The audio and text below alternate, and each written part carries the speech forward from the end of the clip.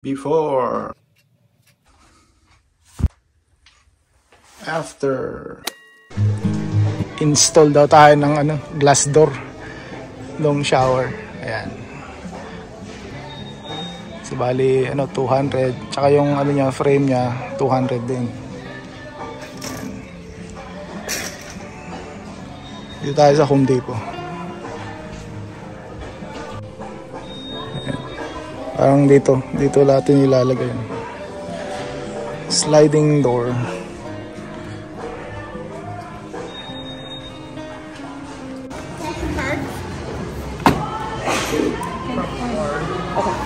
Ikan samot masapulan.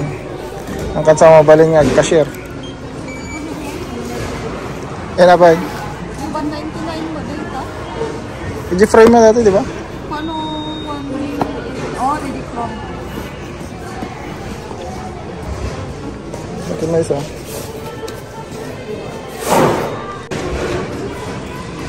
Hindi na ba't email pa? Print only ko self-service.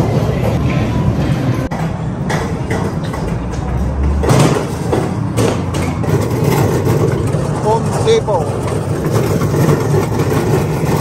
Yan, kabit na natin. Oh. Endorse you.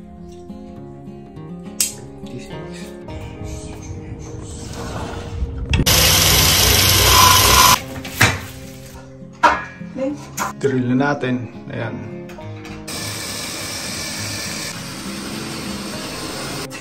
Hindi, awalin na. May sublitan ha. Pumunti handle na. Oh my God. Ito na yung wheels na. Marati ko. Kailangan ng instructional yan. Ito, kung hindi nyo alam kung saan ito mapunta, para dito talaga yan. Ayan. So, ang gagawin, lalakyan nyo yung butas. Ito, lalakyan yung butas.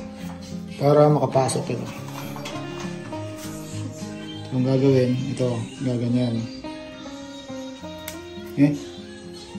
Gaganyan. Kaya natin papasok dito. Ayan. Pero make sure na malaki. Yung saktong papasok siya lang. Yan.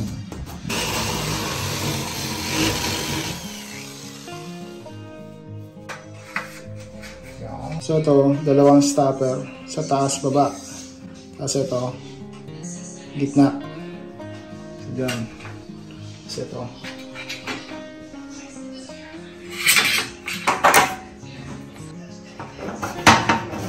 Mula na dyan. Hindi ko manuwalan nyo. Kabel mo kas dyan. Yung kabel tayo stopper na. Very important. Tumuwa. Mapairutan nyo. Mabitak na sa amin. Mabitak ka na ba? Mabitak. Easy peasy. 5 hours, 6 hours, 1 hour lang. Ayaw, uwawin mo na yun.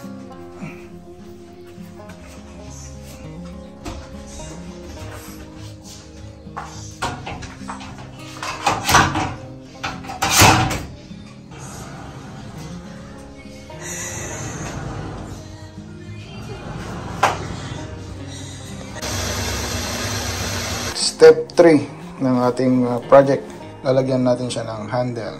Ayan. So make sure hanggang step 3 kayo. Kasi bumalik pa kami dun sa Home Depot para bumalik itong handle. Akala namin kasama na siya dun sa sa glass mismo. Ito siya natin siya ilalagay. Yan yung final assembly natin with the handle mga kabady.